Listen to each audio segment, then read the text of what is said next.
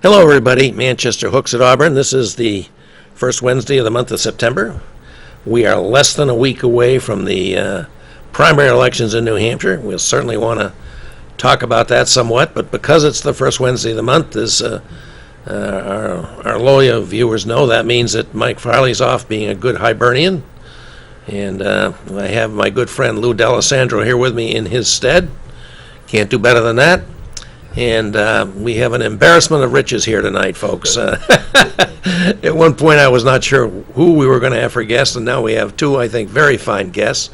We have Dan Weeks, who's been a candidate, who's now a key person for Revision Energy, one of our, I think, our leading solar company here in New Hampshire, and not just New Hampshire, but very prominent in New Hampshire. A lot of folks have used Revision Energy to get their solar power. And that's very timely because we have a couple of energy bills coming up on Veto Day on September 13th, and we can talk to Dan about that. And also, just to get a little more local, we have a representative of the Queen City Bike Collective, and that's Scott Silberfield, who, like most people down there, is a volunteer.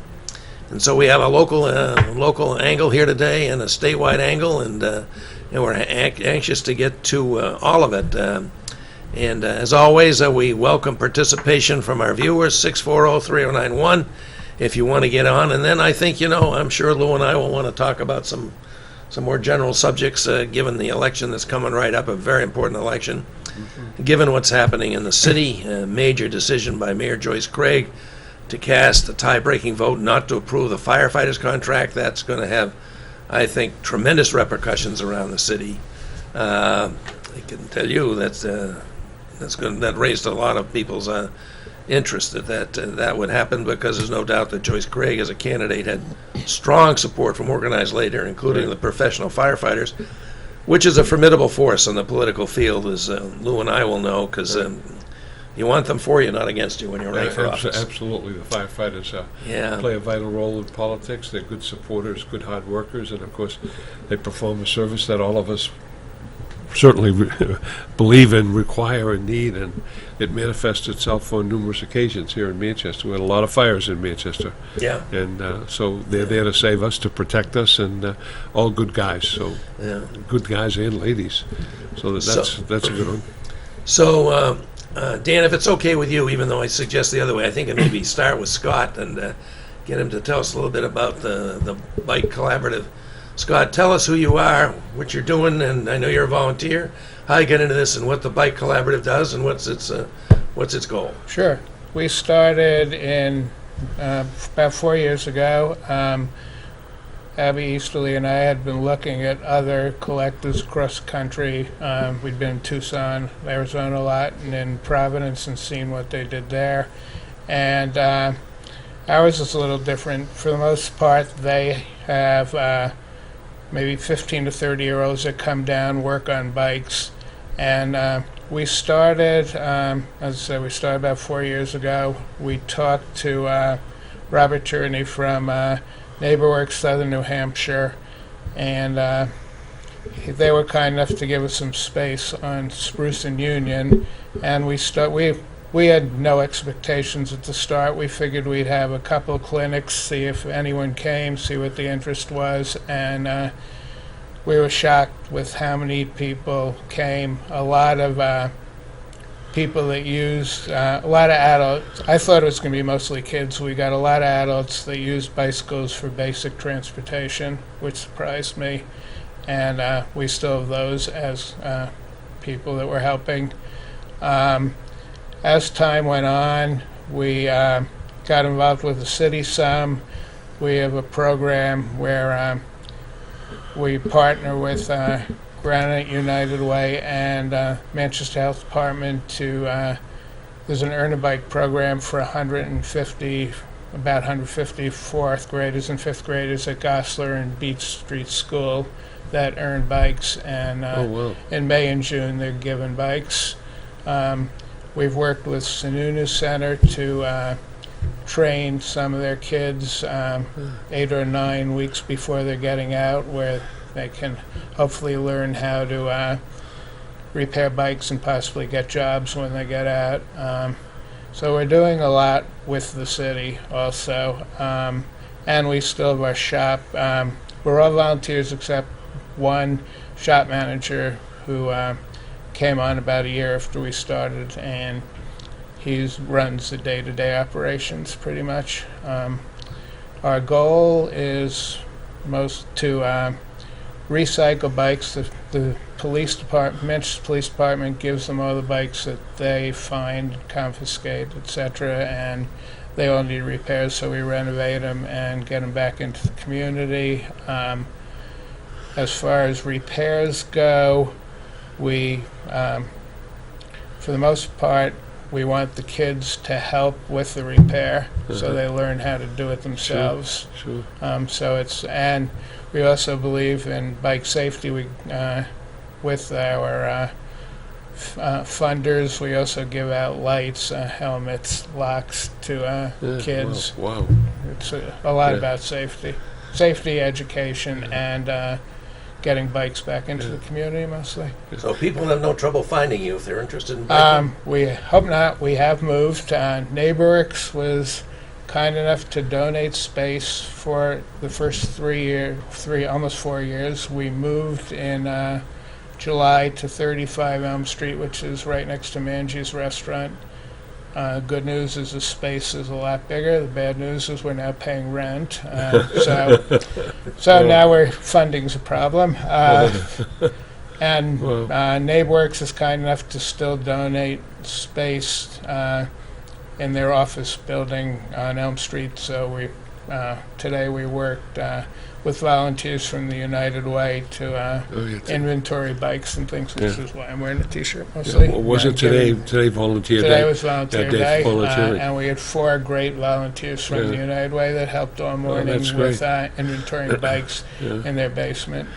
We have That's a lot of people that donate bikes. As with all organizations, funding is a problem, but Oh, yeah, sure. but things are going well. There's much more of a demand than I expected there to be. Yeah. I can remember when my kids were growing up, Jake's Bike Shop on Kelly Street. Yeah. Everybody went to Jake's Bike Shop and had their bikes fixed and so forth. The chains were always breaking, right? Isn't that the big deal? And they're still in business. Yeah, he's still there. Yeah. He's still there. Wow. But, riding a bike, I've been to 2 places in the world where I saw more bikes than I've ever seen in my life. I was in Amsterdam one day, and they came rolling down. And then I was in Saigon, and everybody had a bike. Amazing the traffic that you witness.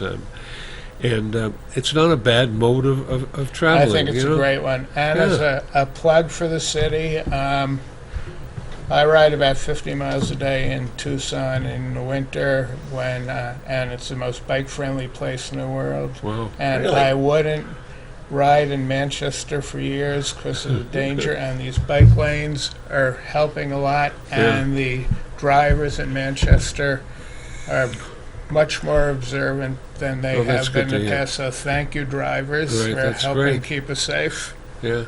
So how many people have you assisted in getting on bikes, would you say? Many hundreds. And you can help people regardless of their income capability, right? Right. We do. We don't give things away for the most part. We insist on some donation to keep us going, but we also work with people. We want to make sure people do have bikes, especially if they're using it for, like I said, there's a lot of people using it to get to work now, way more than I would have thought. Yeah. Yeah, that's really excellent. Is there any other community in New Hampshire that has something similar? Everyone's got a little different. Nashua does have one. There's one in Laconia. I'm not sure of others. We were lucky when we talked to Robert from NeighborWorks right after he had gone to the one in Burlington, Vermont. We had just been up in Burlington and seen it, so he was all excited about it, so the timing was perfect for that. Mm-hmm. Are you advocating in the within the community for more bike trails and? We don't deal with policy. That's Bike Manchester deals mostly with policy. But from a personal point of view, the more the better. Yeah. Yeah, sure. But Manchester has done some good with bike trails too. Yeah. Things Yeah. are definitely improving from 20, 30, 40 years ago. Oh, Yeah. yeah, sure. I think we got to give a little shout out to Will Stewart on this too. He's now an alderman, of course, but Right. Yeah, he was the one that, Yeah. along with what's her name? Carol Gaiman. Carol Gaiman, thank you, who got the bike share program, and I hope that's going well. I just love to see these bikes available. From the people I've talked to, it is going well. I think we'll go even better once the new hotels are built. Yeah, So I think we go to Minneapolis every year, and we spend the whole week there on there. Minneapolis had one of the first bike shares in the country, and we pretty much spend the whole week there just bike riding on the Mississippi with bike share bikes. And we have the Merrimack. Manchester has a lot to. well, Minneapolis and Manchester. Minneapolis is a much bigger city, but there's some common things. There was a mill Yeah. town. They got a river. It's the Mississippi. Right. We Yeah, got the there's some Merrimack. similarities. There's I some think- similarities. I think the bike share is doing a lot of good now, getting people from Canal Street to Elm Street, because there's no parking on down the Mill Yard, and I Right. think people are taking the bikes if they have to go to Elm Street instead of losing their parking space. So once somebody gets a bike for you, if they need assistance with it, they can come back to the Sure. to the Yep. shop, and you'll help them maintain the bike in a safe way. Yep. Wow. Hopefully with their help. Right. Yeah, We're, you say we're it'd be trying. good to We're have trying to people- educate also, Yeah. and we've had a couple where we've helped them with the repairs, and they become volunteers. Yeah. We have a bigger space now, which means we have room for more volunteers. Yeah, well, Wow, that's very exciting, yeah. and it's a tremendous asset to the community. So I want to thank you and Abby for Thank you. all you're doing and contributing to really serving this community and people of all income levels that can benefit. That's just wonderful. We're very excited about Manchester. I've lived here 40 years, and I know there's a lot of problems now, but I think there's a big upside, and I'm very excited where Well, we all Manchester's agree. gone. I think we should. We all agree. Lou's been Yeah. here a long, Yeah, long a time, long time. and I've been in the area a long, long time Yeah. too. Oh, Lou and I used to go to Penman games Right. back Yeah. before Stan was coach. Yeah, right. Oh, That's- really? That is a while ago. Yeah. That was a long while ago. Well, Penman games when we used to play at Central, at West, at the Boys and Girls Club, at the Goslar Park School, at the Jewish Community Center. Oh, boy, I'll tell you, we were a traveling team in those days. Look at what's happened today.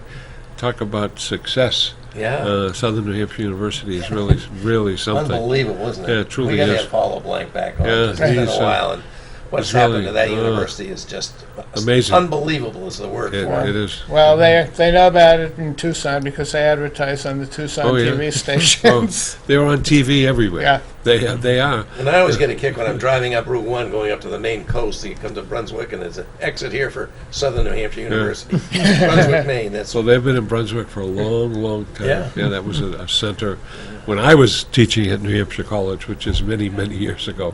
yeah. Yeah, that's a past, a long, long Brunswick past. and Bowdoin. Yeah, right, Bowdoin Bowdoin and College, sure. Snoop. Oh, yeah. So how do people, if they want to either come and get help being Sure. provided with a bike or want to contribute We have either a with web- time or money? What's the way to do We have that? a website, qcbike.org. There's a calendar of when we're open on the website. We're hoping, now that we've moved, we're hoping to be open more. Or you can call Abby at 493-1720, Great. preferably not too early in the morning. How often are you there? I'm there off and on. I do a lot of the grunt work. Abby and I really don't know much about repairing bikes. Oh, you're not a bike repairman yourself? Not much. We just want to get things rolling, and hopefully there'd be a lot of volunteers. I do a lot of the grunt work. Good. Well, I'm sure you're an invaluable volunteer, and For your sure. efforts are much appreciated. It's a real contribution Thank to the you. city and its citizens. Appreciate being here, Thank you so and much. and I appreciate the city's support, Yeah. and I appreciate the bike lanes that have helped Yeah. keep me They alive. do seem to help, huh? Right, they've helped a lot. Good, They really have made a difference. Well, why don't we take a quick break, Scott? Thanks for Okay, coming in. It's sure. really been a pleasure Thanks to for have you having here. me. And I hope it helps that you've been able to tell us a very, very heartwarming story of this Yeah. volunteer project in our Queen City. So Appreciate we'll it. take a quick break, and we'll come back and we'll chat with Dan Weeks Okay. about matters more statewide, perhaps. Thanks for coming in. Thank Okay, you. we'll be right back. Thanks. Thanks.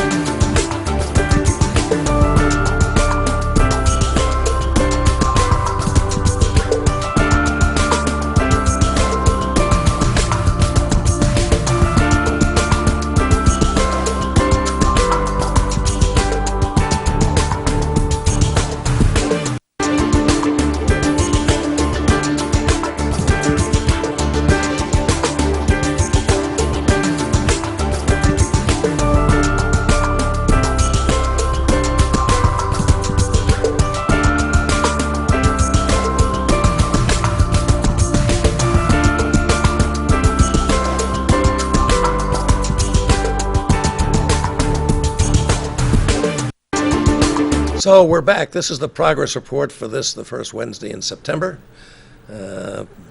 Less than 7 days awake to the New Hampshire primary elections, statewide primary elections, including, of course, here in the city of Manchester, where many races will in effect be determined because the candidates for the finals, which will be on November 6th, will be known after the votes are counted tomorrow, subject to recounts. And a lot is happening, but we're very pleased tonight, even though this is really the political season is really getting going now that we've got past Labor Day. But we're really pleased that we have with us Dan Weeks, who is frankly a person I've long admired for everything he's done, from attacking the really intractable and difficult but very serious problem of needing campaign finance reform and getting big money out of politics and at least not having it be dark money, to running for executive council, father of adorable twins, and graduate of Conval High School, very influenced by Doris Haddock, Granny D, and we're just very fortunate somebody like Dan Weeks has decided to continue to be a part of New Hampshire when people with his capabilities have many choices around the world. And we're just glad, Dan, that you're still part of the scene in New Hampshire. Wouldn't be anywhere else. And thank you for the kind words, Bob. And now you're with Revision Energy, and that's very interesting because Lou and I are going to be voting on a couple of major energy bills that are coming up for veto overrides on September 13th. And this is probably, I think, particularly one of these bills is very important to Revision Energy and should be important to us all. So why don't you tell us a little bit about yourself, what I may have left out, and also what your role at the Revision Energy is and how you see our move to renewables going. Well, thanks a lot for the opportunity, Bob and Senator, to be on the show. It's been a joy to come talk a couple of times in the past. Real quickly, in terms of my own backstory, you mentioned Conval High School, where I had a wonderful education before leaving state for college and grad school, but happily coming back, convincing my wife to come back and settle and raise our family here. But back then at Conval, besides being really concerned about the corruption of big money in politics and getting fired up by Granny D, I was also part of our solar race car team.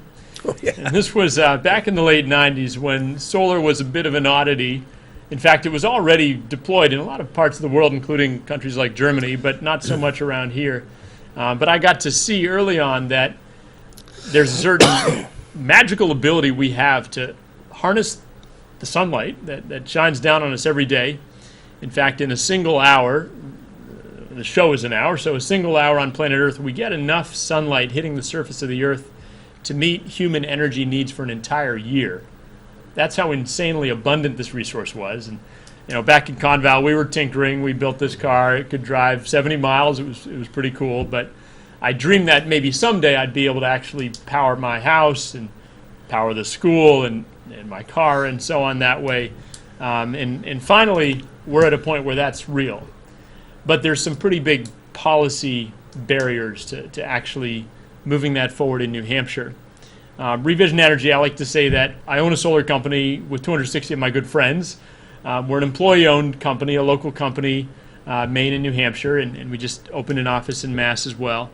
And the guys and girls who are up on the roofs are electricians, are plumbers, as well as the sales team and the marketing. We're all in this together.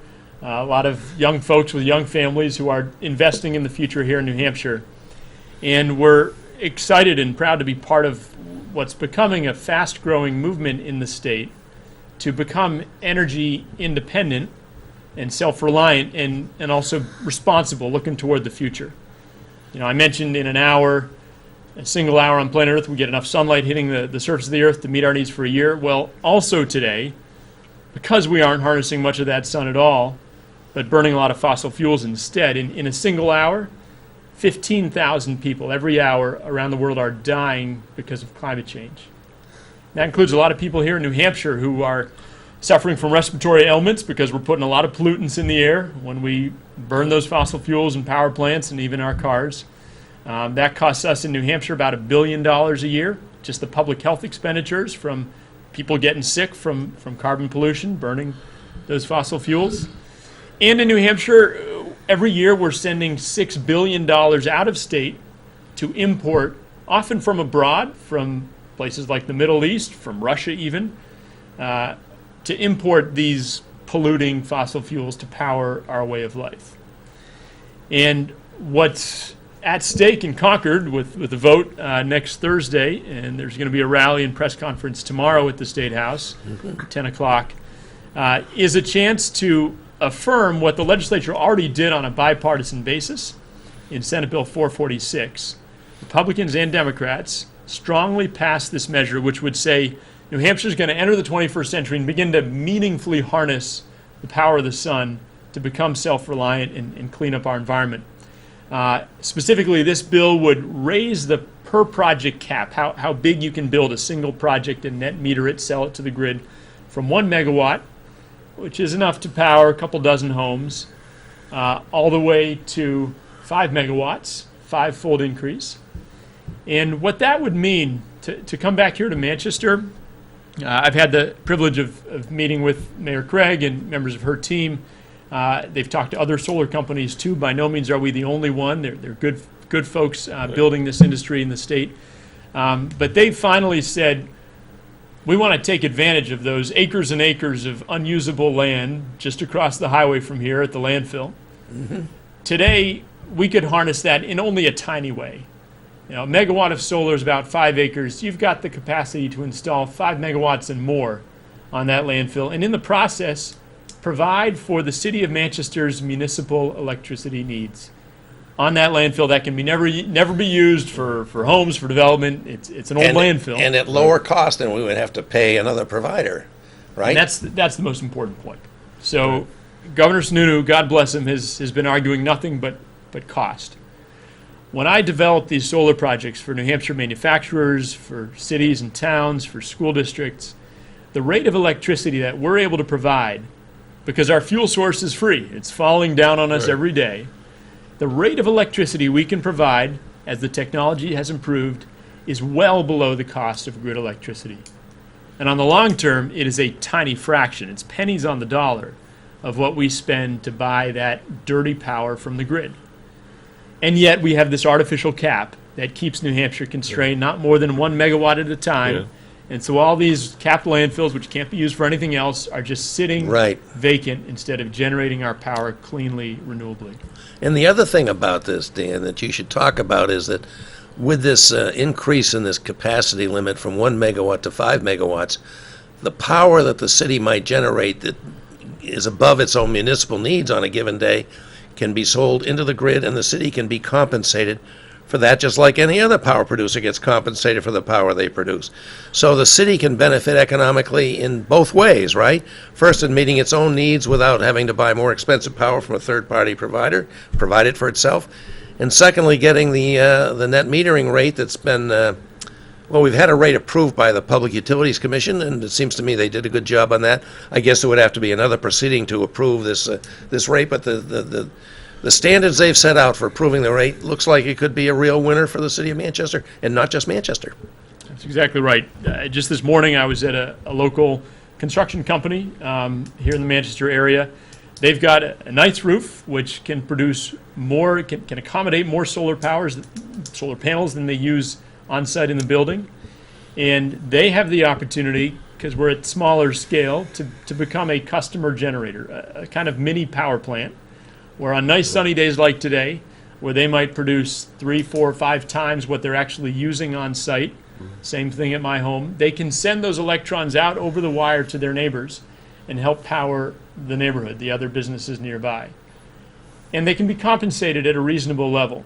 They're not going to get compensated for the delivery charges, the transmission and distribution, but for the core electricity supply, they'll get paid 9.5 cents per kilowatt hour is the current Eversource rate.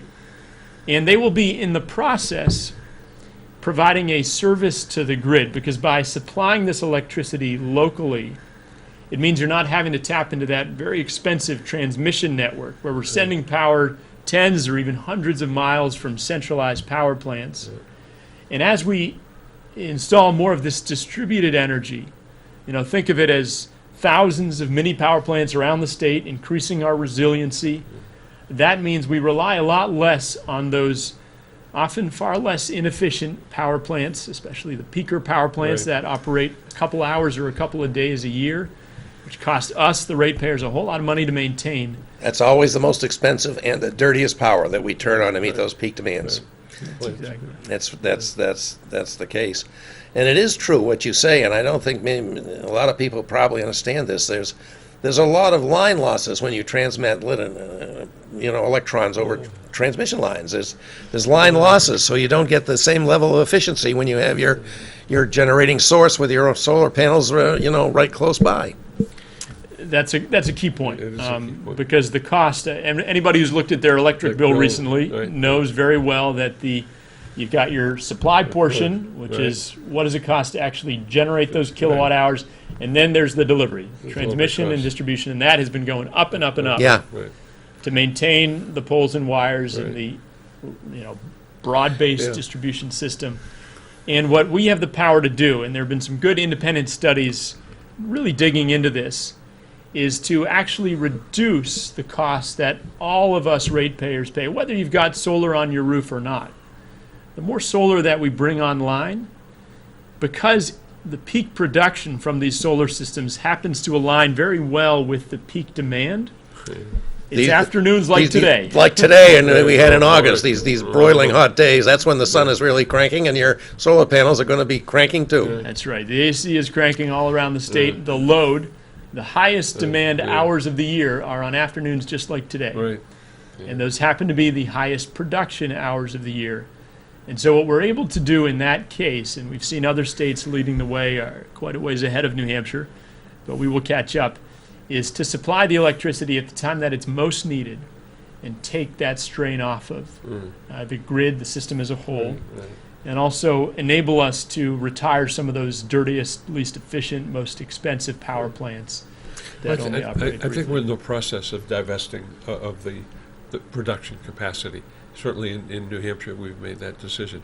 But Well, it's finally done. yeah, they've gone. They were sold. I think They've sold off the they thermal sold off plants, the- which yeah, include the Bow yeah, plant, and they just yeah. closed on the remaining hydro plants. Yeah, and it was very interesting. The plants that were supposed to go low went high, and the hydro, which was supposed to go high, went low.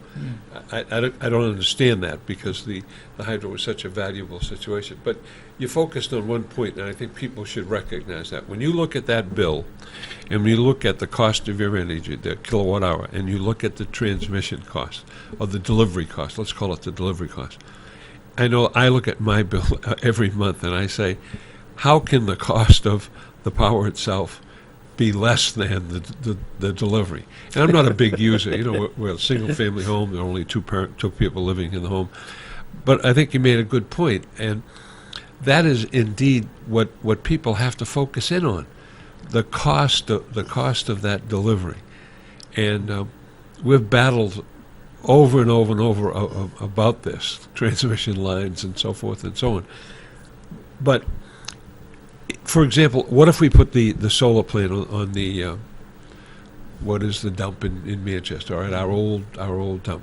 I want to put a fairly decent, I think it's 5 kW, right? Wasn't that 5 going to be? megawatts Right, 5 would megawatts be the capacity on that site. And if you could deliver that product locally, talk about the savings that can occur. First of all, you get clean energy, obviously, but the savings that occur to the individual. I mean, all of this has. I mean, there's got to be an economic gain, because when you reduce the world to the lowest common denominator, it does become an economic issue.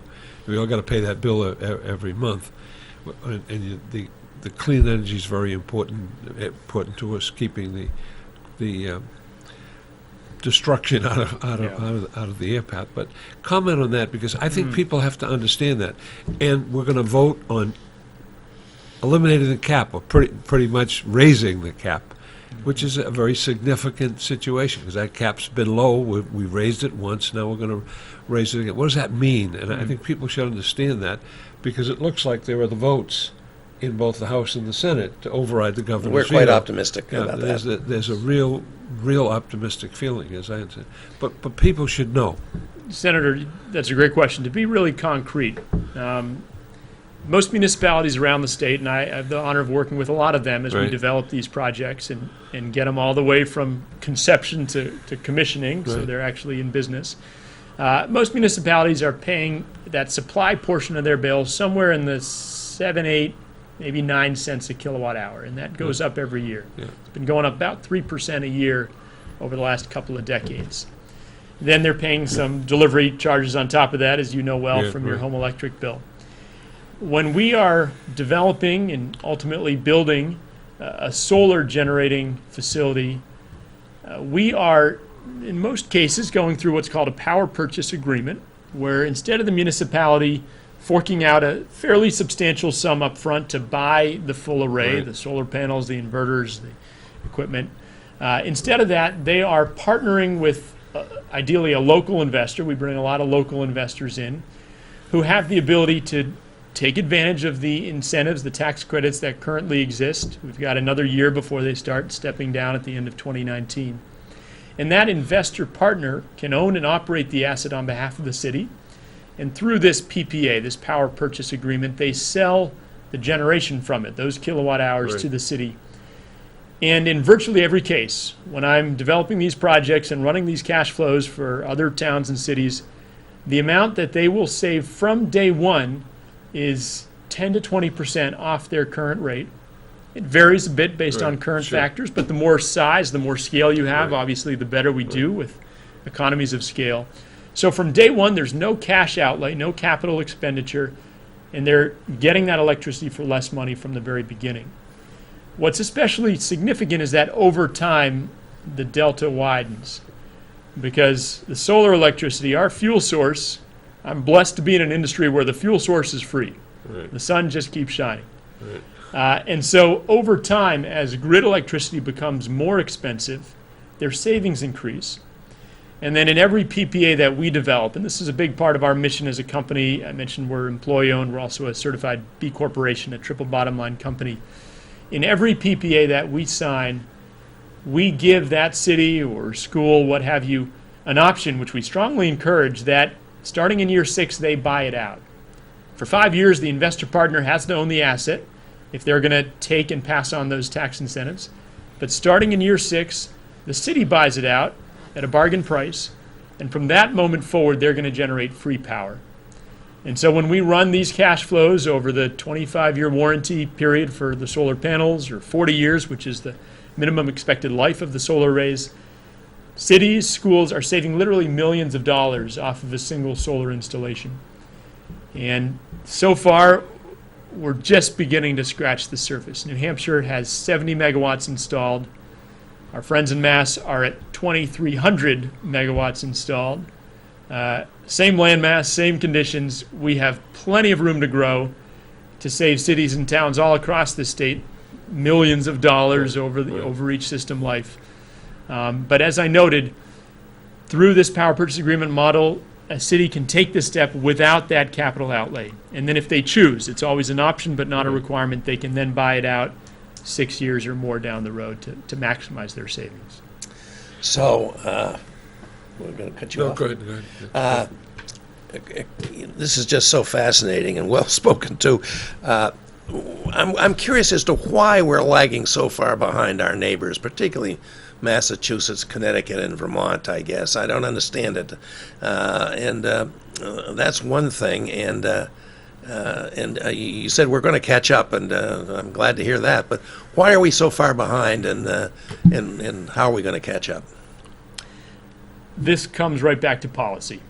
So, the basic underlying conditions, we got the same land masses, Mass and Vermont, same solar conditions, plenty of what we call insolation, basically hours of sunlight. In fact, we're 30% better than Germany, which was the world leader in solar for a couple decades.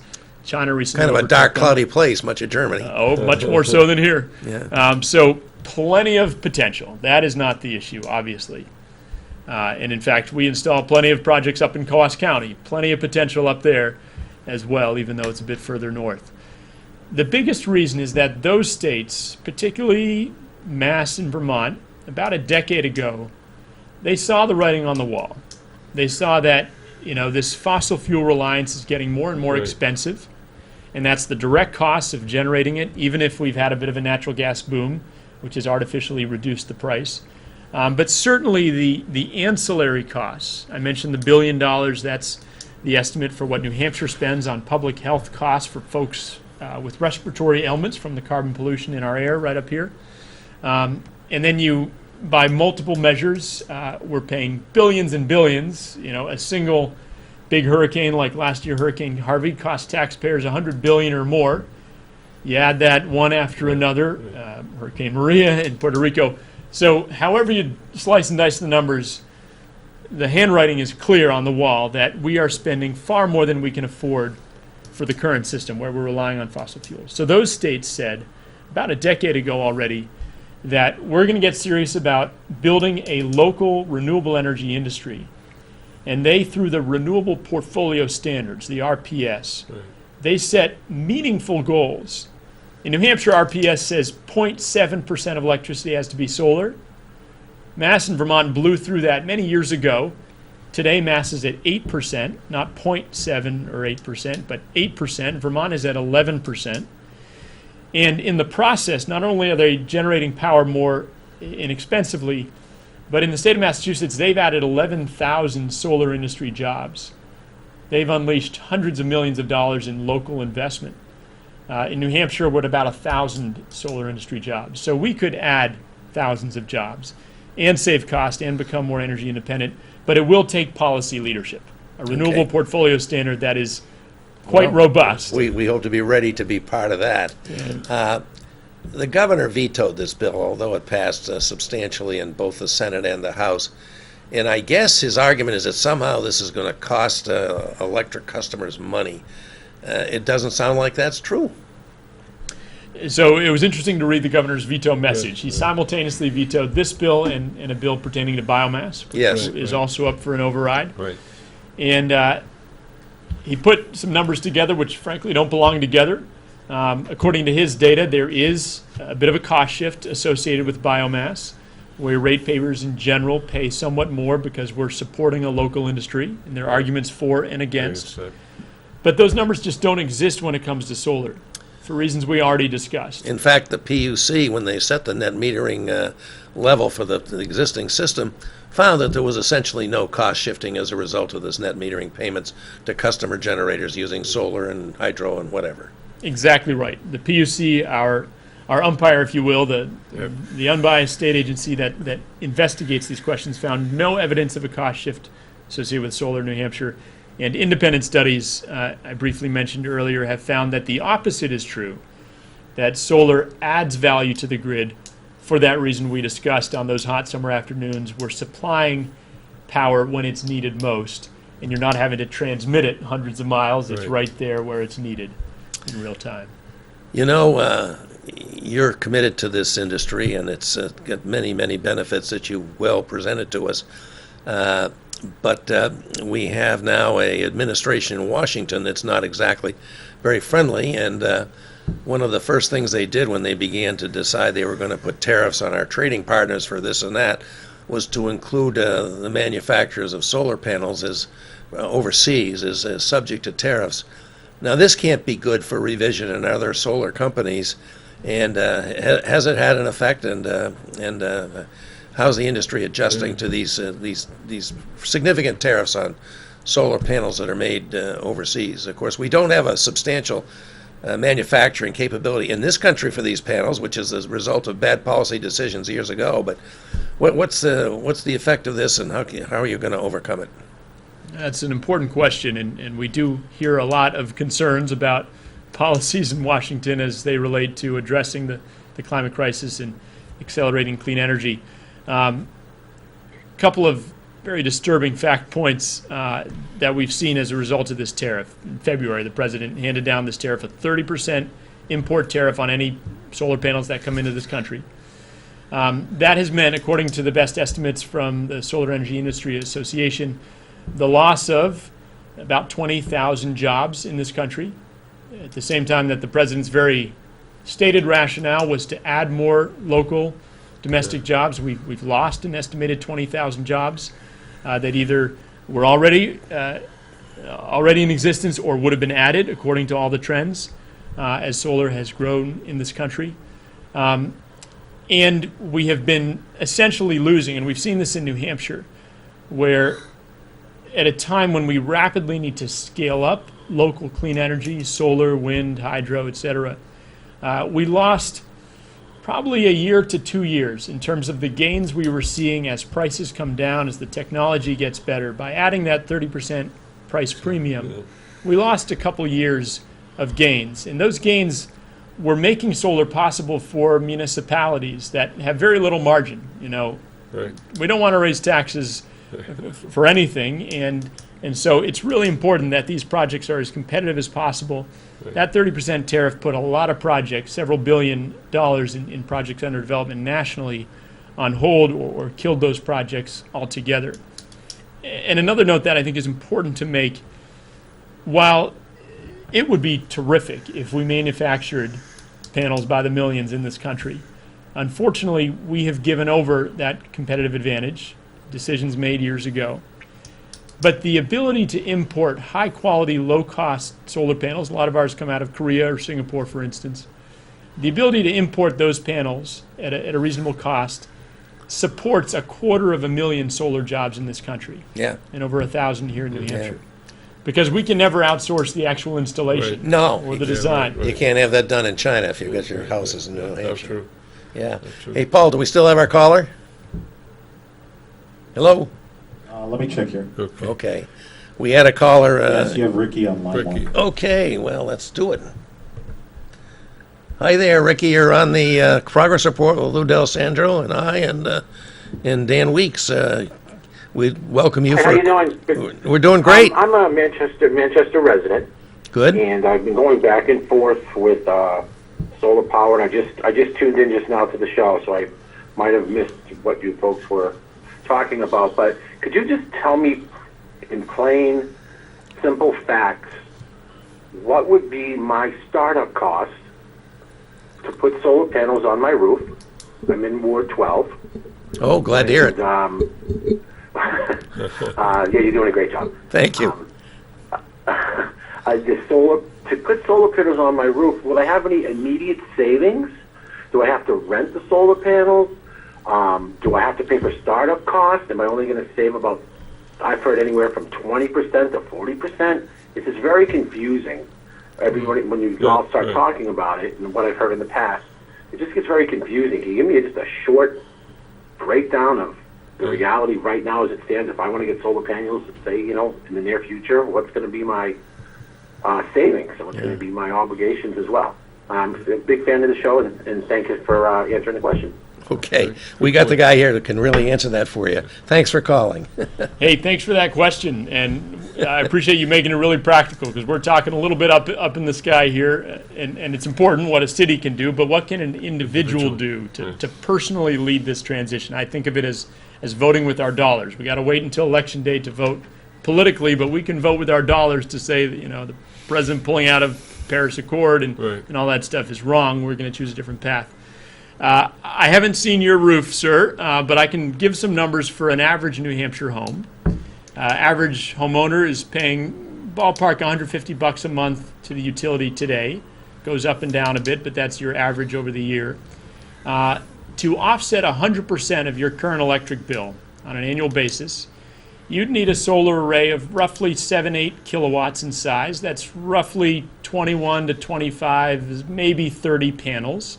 Most homes have enough roof for that. If your roof is pretty south-facing and is pretty unshaded, you'll get some nice production. That 7 kilowatt system will produce 8,000 to 9,000 kilowatt hours per year, which would be roughly 100% of what a typical home uses. And at the latest panel pricing, which unfortunately did go up a little bit this year thanks to that import tariff, that system would have an upfront all-in cost, and this is, soup to nuts, the permitting, the utility interconnection, et cetera, in the maybe as high as $25,000 range. That's not a small sum. However, when you file your taxes the next year, and my wife and I went through this process a couple years ago, you'll get 30% of that price back through the investment tax credit. It's a dollar-for-dollar credit, and so that'll take your cost from ballpark $20,000 to ballpark $14,000 as the actual cost to you. You might get a state rebate. Used to be fairly generous. Now they've come down to $1,000, so that might take you down to $13,000. Most of our customers, they go one of two ways. A lot of folks don't have the cash lying around. Most of us don't, and so they take out a solar loan. And essentially what they're doing is substituting their monthly electric bill for that loan payment. You're still going to pay about $12 to Eversource if you live here in Manchester. That's the mandatory customer charge to maintain your poles, your connection to the grid. And it's for a useful service, which is effectively the grid serves as your backup battery, so that when the sun's out, you generate extra power. And then when it sets, you can use that power up at night on rainy days in winter. So what you're going to, if you take out a loan, you can finance the full cost of the system. Then you'll see generally no cash flow impact, as in your loan payment equals what you used to pay to the utility on an annual basis, and you might see some savings from the beginning. Over time, as you pay down that loan, your savings will increase significantly. So at my home, we calculate about $1,000 a year is what we save, what we used to spend on electricity. We saved up, put our savings toward the system, so we had that bigger upfront cost. But each year, we are not spending about $1,000 a year. Mm-hmm. And we've gone a couple steps further. I drive a Chevy Bolt, an electric car. So every night I can plug in and charge that. So I calculate I saved close to $1,500 in gas last year, getting that power off of my roof. And then we also installed air source heat pumps, which allow us to not rely anymore on natural gas for heating. Or less efficient air conditioning. They do both heating and cooling. So there are a lot of complementary technologies. To give you a concrete answer for your home, I'd recommend talking to a solar designer, and we're obviously happy to send somebody out if you'd like from Revision Energy, and there are other good local companies that I can recommend. But that's kind of the ballpark. Think of it as a cost to you in the $14,000 range if you're pretty average, once you've taken that tax credit. And then savings, a typical payback period is in the 6 or 7 year range in New Hampshire today. The systems come with that 25-year warranty, so you'll have a couple decades of free power under warranty, and then they'll last well beyond that based on all that we've seen in the field. So you'll have several decades of free power going out into the future. Wow, that's really a nice, clear explanation. And the important point is that right from the beginning, you can not have any bad impact on your family's cash flow finances right away, because the amount of the loan will be offset by the savings on the power you're going to get, and then it's free. That's a good deal. Yeah, by anybody's reckoning. It is a good deal. You got to think carefully about your the capacity. Yeah. And capacity to build plus capacity to use, because if you make it too big, then you're wasting it. And under today's rules, you'd give it back, you'd sell it, right? You'd sell the excess back. You get compensated for that, too. Yeah. Yeah. Yeah, you do. And that's a good point. The first thing that a solar designer will ask is, can I see your electric bills? Can Right. we look at what you actually use so that we're not overbuilding it Right. or underbuilding it, and Yeah. we can take full advantage of your available roof space. Well, I think all of these mechanisms are good for the country as we move forward. As is always the case, you enter the game late, right? We should have been in this game a long time ago. Yeah. And when you look back at some of the things that were happening in the 40s, that were really cutting edge technology that somehow never really got exposed. It's a disservice to the population because we missed all of that time. Solar's a big deal. I live on the west side of Manchester. It's a blue collar neighborhood. A lot of people are putting panels on their roofs. They are, and that's I've seen that grow over the years. And as people get more and more knowledgeable about the product, how it's going to be put in, how it's going to be used, I think they can make good decisions. But you can't give them bad advice.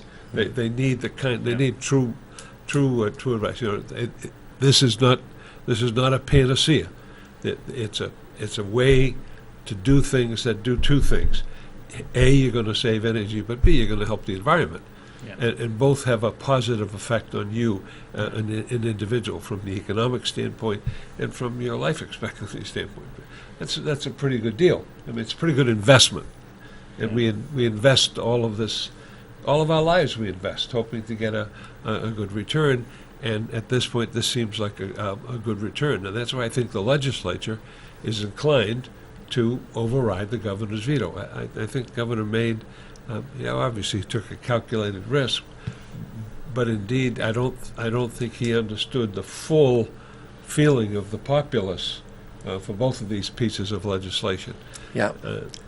I can tell you right now that tomorrow, 10 o'clock up at the State House, is going to be a big rally in support of overriding these vetoes, including the one we haven't talked much about, Dan, because it's the biomass one, Yes. which is Senate Bill 365. That will be happening, and there's certainly been a lot of push on that. Dan, you mentioned natural gas, and that's become the fuel du jour here Right. as a result of the fracking boom, but that boom isn't going to last forever. I don't know if you saw it, but there was an interesting piece in the Times not long ago that in spite of all this fracking, the companies that are doing this, have not made a profit. And so there's beginning to be a concern this could be the next dot-com bubble. This could be a bubble. They're very good at getting loans to do this. And the underlying problem is that unlike the sun, who's shining, as you said, Dan, every day with enough power on this planet to power us all for, 1 hour, 1 year. 1 hour, 1 year, Incredible. 1 hour, 1 year. These fracked wells deplete very, very fast. And a lot of people understand that. I saw the statistics in this, in the first year, the production will go down 50%. In 3 years, it'll be 85% down. So you got to keep doing it and doing it and doing it. And, There's it's a bit of a danger in doing it. it's a danger in doing it. And look at the all the water. things we all know that you rely on that, you're sending your dollars out of state for the energy instead of keeping them in state, employing people like the folks that work at Revision Energy. And by the way, this is the kind of jobs that people like to do. People feel good about helping people get solar and cutting their ties to the fossil fuel industry for all the reasons we know. And this is a good way to get people, good jobs in New Hampshire that are going to stay in New Hampshire. So there's all of that. I really, really appreciate that nice, clean explanation for Ricky, and that was a very, very good question. One other thing you might just mention, you've talked about your electric bill, and the biggest part of that, and the fastest increasing part of that bill is not for the bulk power supply. Stranded assets. It's stranded assets, and it's Well, the transmission build out of these giant transmission lines we're building, and solar has an impact on helping us reduce our costs there too, does it not? Maybe you can just quickly explain that to folks. Stranded costs are unbelievable. Look at what we just finished paying off in terms of stranded costs. Oh, yeah. And we just finished that one. That was well into the hundreds of millions of dollars. If you look at that electric bill, earlier look this at it. year, you saw a fraction of a penny was Right. the stranded cost, stranded assets Right. cost. Now it's a penny and a half. Right. Jumped multiple times. And in contrast, when these solar projects are developed, they are not developed with ratepayers bearing any of the risk. They're Yeah. private developments, private companies, like ones that I was meeting with today, or the city with its investor partner.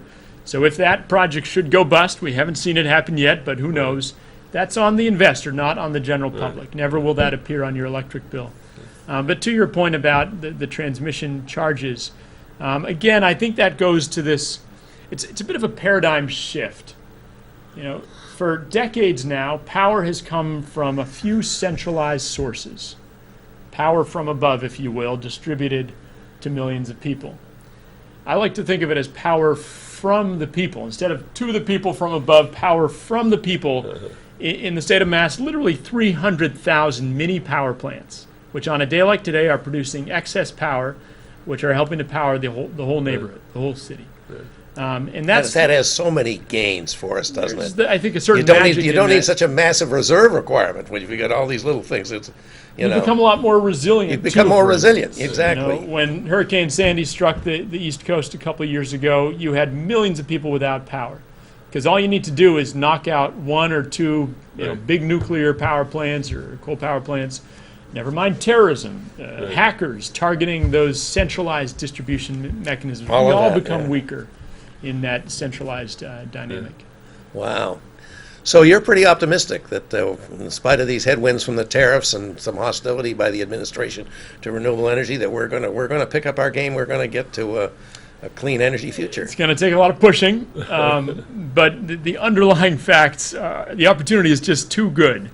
And so I think if folks will vote with their dollars in terms of their individual decisions to reduce their reliance on fossil fuels and vote with their votes in November for candidates who will actually move us into the 21st century and become energy self-sufficient, we could, in a new legislature, as you both well know better than I, really turn this around and pick up steam.